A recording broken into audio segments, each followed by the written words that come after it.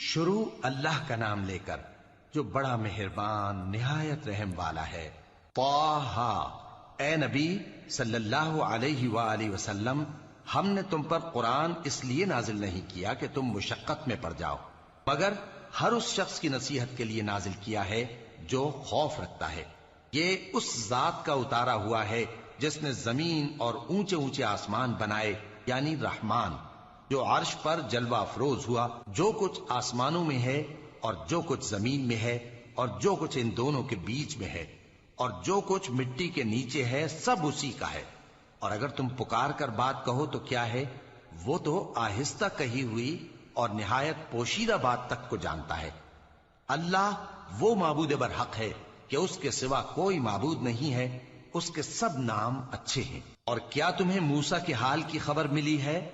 جب انہوں نے آگ دیکھی تو اپنے گھر والوں سے کہا کہ تم یہاں ٹھہرو، میں نے آگ دیکھی ہے، میں وہاں جاتا ہوں، شاید اس میں سے میں تمہارے پاس انگارہ لاؤں یا آگ کے مقام سے اپنا رستہ معلوم کر سکوں۔ پھر جب وہ وہاں پہنچے تو آواز آئی کہ اے موسیٰ، میں تو تمہارا پروردگار ہوں، تو اپنے جوتے اتار دو، تم یہاں پاک میدان یعنی طویٰ میں ہو، اور میں نے تم کو منتخب کر لیا ہے، تو جو حکم دیا جائے اسے سنو۔ بے شک میں ہی اللہ ہوں، میرے سوا کوئی معبود نہیں، تو میری عبادت کیا کرو اور میری یاد کے لیے نماز پڑھا کرو۔ قیامت یقیناً آنے والی ہے، میں چاہتا ہوں کہ اس کے وقت کو پوشیدہ رکھوں تاکہ ہر شخص جو کوشش کرے اس کا بدلہ پائے۔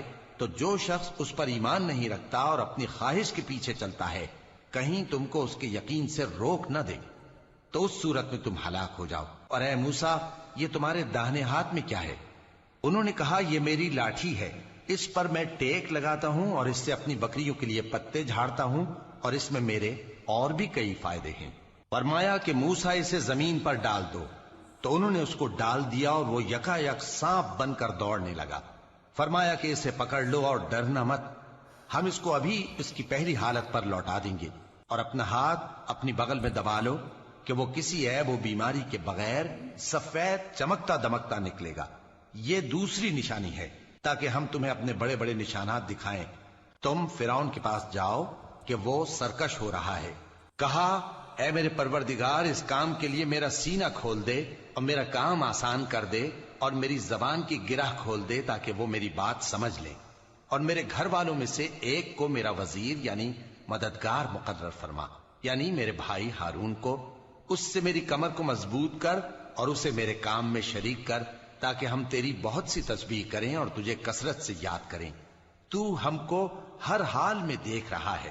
فرمایا موسیٰ، تمہاری دعا قبول کی گئی۔